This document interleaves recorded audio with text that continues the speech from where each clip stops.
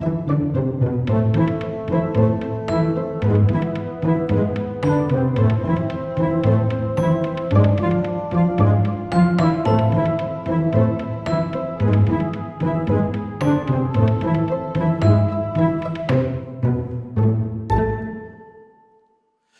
Jesus, we're just glad to be in this place with you.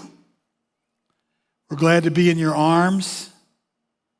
We're glad that maybe at least for a while we can sit here and feel safe, like we're among friends and we're among people, some people that understand us. And if they don't, they will love us anyway. That's just the best part of a room like this, is that you're here and the love here is not conditional. Thank you for that and for what this is going to bring tonight. So in your sweet name we pray, amen. So I don't know, is there a picture of the iceberg? Do we have that iceberg picture? Yeah. So, we showed this before 2 weeks ago. So when we're talking about anger is going to always show up like up on the top of an iceberg. And so other emotions, though, that are kind of like driving the anger are going to show up below the iceberg, like embarrassed, scared, grief, shame, tricked, nervous, attacked, exhausted, grumpy, annoyed, guilty, envious, unsure, disappointed. All those go below the surface. Could be any of those feelings that we're having, and we're going to kind of get to like, what are three different ways, at least three different ways, that you can address anger below the surface. It's kind of like if you remember the movie The Titanic, so you got the last two people, right, sitting up there they were on ice, weren't they? Were they on ice or a boat? What were they on? A suitcase. Were they really? They were on a what? A door. We don't even know what they were on. I mean, Gabe's suitcase. Come on. They were on a door. And so, of course, the door's freezing cold. It's got ice all over it. And as would be predicted, he starts to tell her the way he feels, the below the iceberg stuff. And what does she do? She kicks him off to save herself. Predictable, right? It's like, come on, look at the iceberg. That's her resentment showing up. It's like, I don't know what her resentment was, but she had one. Every time I go see that movie, it's like, wow, it just gets worse and worse. Can't they have a redo where he kicks her off? Who would vote for that? Every guy in the room should have their hand up. Come on. She just kicks him. Not only does she kick him to the curb, she kicks him this freezing water, man, and he buys it. And she tells the story afterwards. That's enough of that. So anyway, makes me sad. I don't think I'm ever going to watch that movie again, man. I think I kind of do. Below the iceberg. That's the thing. I think I might just have some of that. And to that I say, shut up. I don't need any responses. So there are at least three under the surface responses or response types that can go on with anger. One of them would be the most predictable. And the one that's the most predictable would be called spewing. The person that blows up all the time, shows their anger, intimidates people with their anger, maybe all of that. Another style of responding to the iceberg would be leaking. And so leaking would be more like someone that is doing a little bit of the bless your heart thing, well, just bless your heart. But they got something behind the bless your heart. Like what's behind curtain number 2 is kind of the thing. That's kind of the leaking thing. And you're not really totally sure where you stand. You're not really sure if the communication you're having with that person is legit, or if when they left you, they said, Mark is just such a loser. I don't like what he wears. He doesn't have it together. Like, they're going to say that? That would kind of be like a leaker. And a stuffer would be someone that kind of keeps all of their emotion inside. A stuffer kind of like where it seems like out of the blue, they just sort of like blow up, right? You're kind of like, wow. I mean, they're surprise you every time. And you're like, what brought that on? What happened to you? Whereas someone that's a spewer, you just take it in stride. Like it's just their way. Someone that's a stuffer, if they ever do that, it's kind of like not their way at all. It's just like, would be kind of odd. So the spewer would be like, I guess, the angry young woman or the angry young man. The spewer is probably going to say stuff like, well, I mean, you know what? That's just the way I am. Or they're going to go, I learned this temper stuff from my dad or my mom. And that's just where it came from.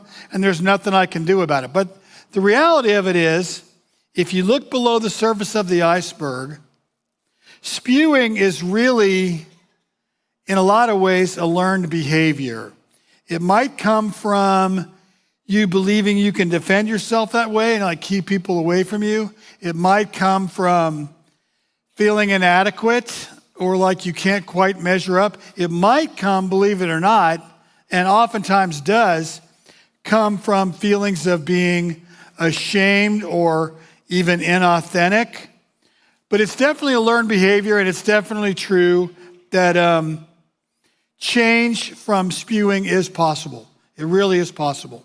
This class that we're going to do, Emotions That Destroy, like Celia was saying earlier, like it's not so much that they have the capacity to destroy, which they do, but I mean, they also have a capacity to kind of limit the way you want to extend your emotions with other people, the way you show people how you feel about them, kind of keeping people at a distance. All of that can be a part of this process. And so the thing about spewers is spewers generally don't attack the issue or the problem.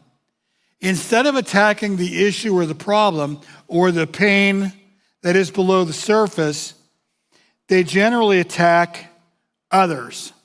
So the spewer is like the angry young woman or the angry young man.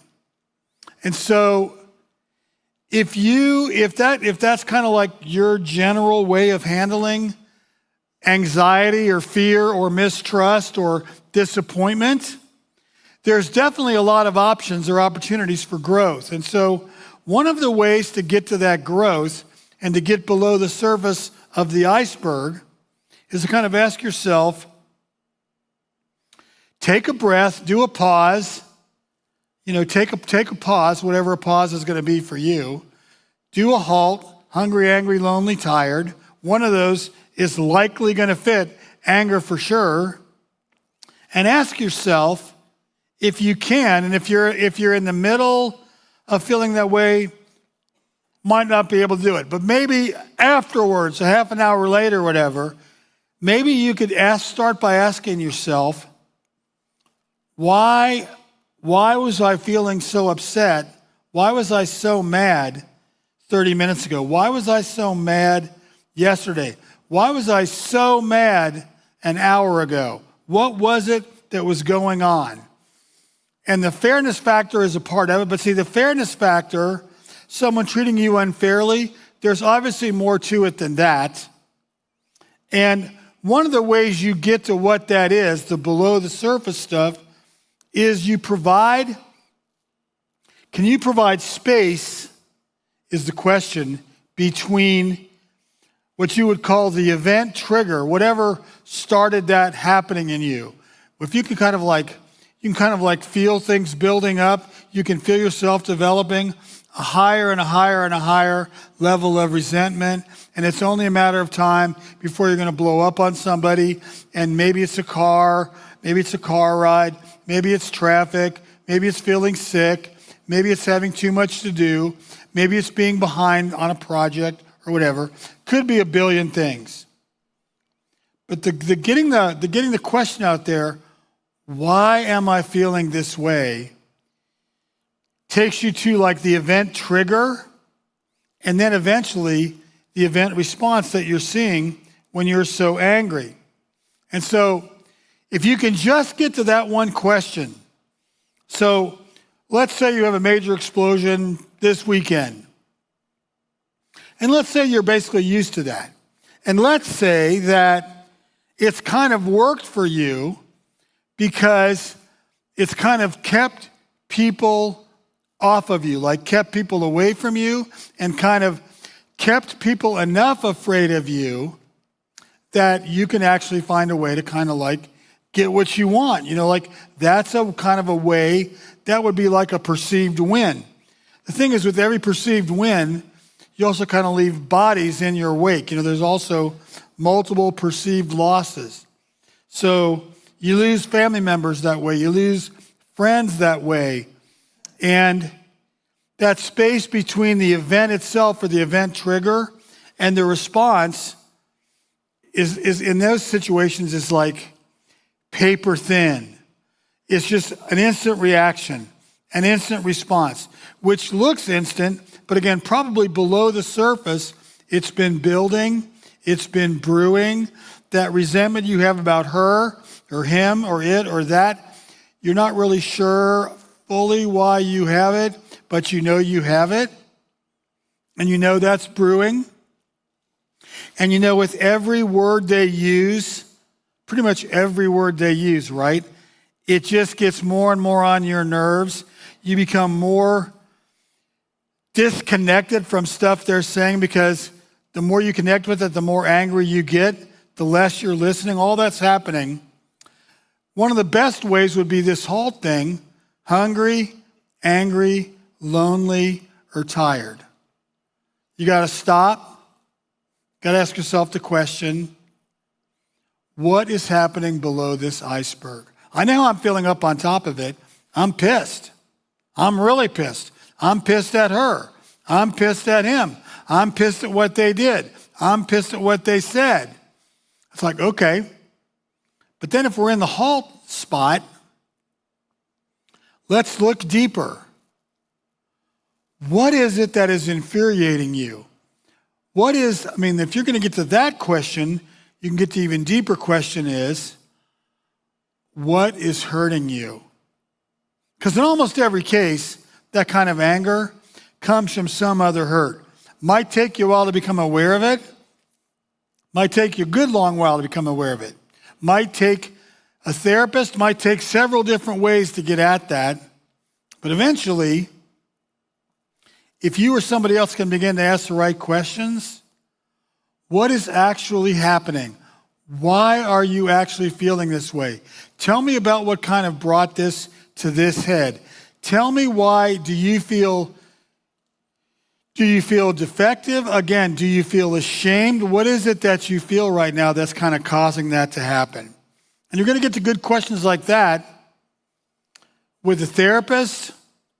Maybe it could be with someone like a sponsor, a coach, or a mentor. Sometimes when we talk about like coming to see a therapist, you're kind of like, man, it would creep me out to see a therapist. And you're like, okay, so think of Celie or whoever as not a therapist, but think of her as a good coach. Think of her as a good mentor. Think of her as a good friend who just knows a lot. Think of her that way. Would it change your view of a therapist? Just the fact that there'd be somebody in your life, sponsor, mentor, coach, whatever, therapist, that can get you to sort of hear the way you're expressing anger and ask the good questions about, look, what's going on below the surface of the iceberg? Maybe even to ask the question of, what is there, in a lot of cases this would be true, is there like a trauma response going on here that you're not even aware of, where she says this and you just can't manage that. You can't manage what she's saying to you. You can't hear it because you've heard it 4 or 5 other ways. And every time that word comes out of my mouth or somebody else's mouth, you're like, man, I'm going to get up and lose my mind right now. That will be a trauma response. one of the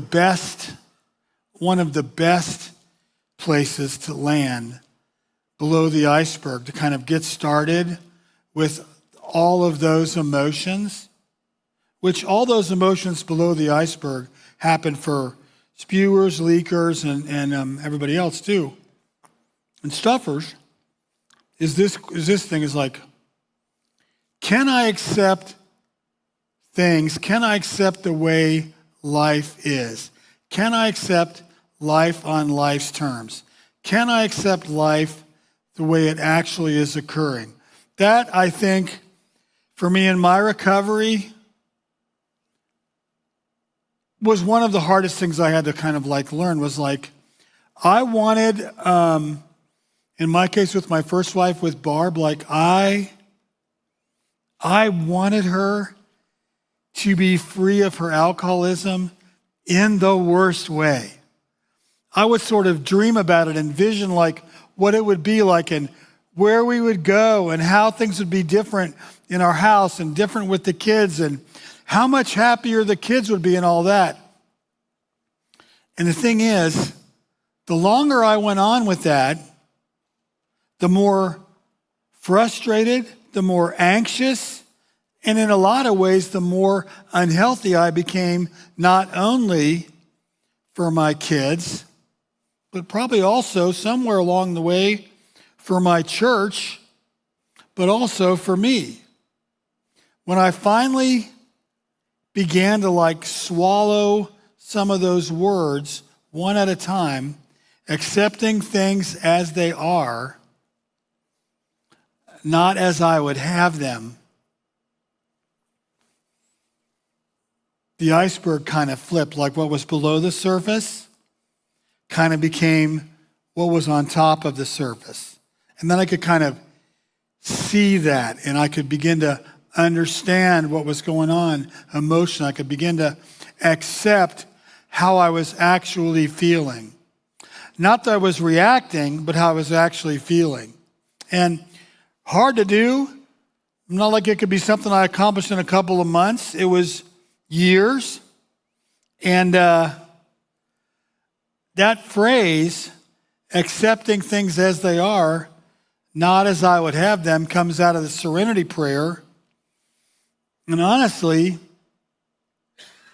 both for me and for my kids, that was a hard prayer to pray. Like my kids, both of my daughters, still honestly do not like that prayer very much. They just aren't fans of it for probably several different reasons, but they're not. And I mean, I get it. I understand that. I mean, so that's kind of what happens with the spewer. So the leaker would be a definite, high-powered, probably pleaser, but along the way, because they want you to be happy, they want you to do well, they want you to be content, they kind of want things to go right for you. They're kind of trying to like get one step ahead of you. They're trying to do all of that. And but then there's other capacities for leakers, which is kind of like, I mean, imagine yourself, and it is it's Memorial Day weekend, right? So you have gone to Publix or wherever, and you have gotten, or Costco, whatever, world-class ribs, right? And so you have also gone out and bought a smoker. Not only that, you have found the all-time recipe that 8 different people told you about online somewhere to make the world's best ribs. The world's best ribs. And so you set out to do it. And you work and you work and you work. And I mean, ribs take, you've ever done them, they take how long, Greg? 6 hours? 4? 8? 12? That's because you like to get up in the middle of the night. That's why. But he says 12 hours. I think that's a little crazy. But anyway, so sorry. But you're sitting there and you slave away and making those ribs for 12 hours. And Johnny comes over to your house and he goes, God, those look like really pretty good ribs. You go, thank you. And then he goes, listen, have you ever thought about making them this way? Like, you're going to have schools of thought of people that want to boil and people that want to do all kind of exotic rituals with ribs. And you're like, no, I didn't do it that way. Well, you should try it sometime. They're just great. So you put in 8 hours, 10 hours, 12 hours, whatever, and you got someone standing there and they're telling you how great your ribs would be if you would have just thought about doing them this way. And they're going to kind of end it by going, well, you can do ribs any way you want to, but I'm just saying. So they leave you with the lingering thought, right, that number one, they know the exact, unequivocal, best way to do it. Anybody like that? The best possible way to do it. Matter of fact, it's not just the best possible way, but if you ask them, they would go, it's the only way. It's the only way to do it. There's one way to do it. You can only really do it that way. Well, that might be a leaker. A leaker might be kind of prone to gossip, like setting free little tidbits about this person or this person, almost always a deficiency, almost always going to be talking about a weakness, almost always going to be talking about some kind of a missing piece in person A, B, or C. And so the gossip thing being in play, I think you ask yourself that question as well, like, well, is there a trauma in play here? Is this, in fact, a trauma response to someone saying to you, you never get anything right. You're never going to get anything right. You never do it the right way. There's always a better way to do it. And so if you kind of hear that with someone who's a leaker, I guess you could kind of call this ever so slightly, I suppose, or outright passive-aggressive stuff, depending on how intense it gets. But if you start to hear that from somebody, you kind of got to go, oh, one way to do it is, man, thank you for telling me about the only way that you can do ribs. I really, really appreciate you telling me that. And then just proceed on with making ribs the way you would make them. That's one way to do it. You might send them away going, I don't know, I tried telling him how to do ribs, but he didn't really want to do it. And his ribs were a little dry. But I sat there and ate them, of course, the whole slab, but they were a little dry and everything. But hey, you cleaned the whole freaking plate off. You can't give them back. But that's kind of what you would see with the leaker person. Like slowly but surely, they kind of create in people that aren't aware of what's happening, like a legitimate baseline insecurity. You know what I'm talking about? Like you never really feel like you're on terra firma, on firm ground. You always feel like it's suspect. They come to your house and they go, oh,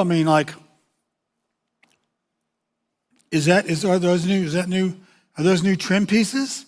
And you go, well, yeah, they are. And they go, oh, well, at Lowe's I saw these other ones that are like double trim pieces, and those are cool. And you're like, yeah, but I don't have those. Or they're going to go, they're going to use words like, well, that's kind of an interesting color. I come to kind of go, yeah, when you use the word interesting, you're really trying to say that it looks like crap. I don't like the color. That's what you're trying to say. But when you have that happening over and over and over again, and it's like one thing after another, and you never really feel like when someone tells you it's great or a great job, You never really feel like they're being honest with you, right? You know that person, don't you? You have met that client, you know what I mean?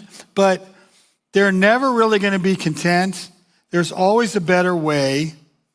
That would kind of be a leaker because they're taking out their anger and frustration with kind of like the slow and steady methodology. Kind of leak out a little bit every day, whether you need it or not. Make sure everybody kind of gets a little dose of it, whether they need it or not. Make sure you leave somebody with ever so slightly a lingering insecurity or a feeling of inadequacy.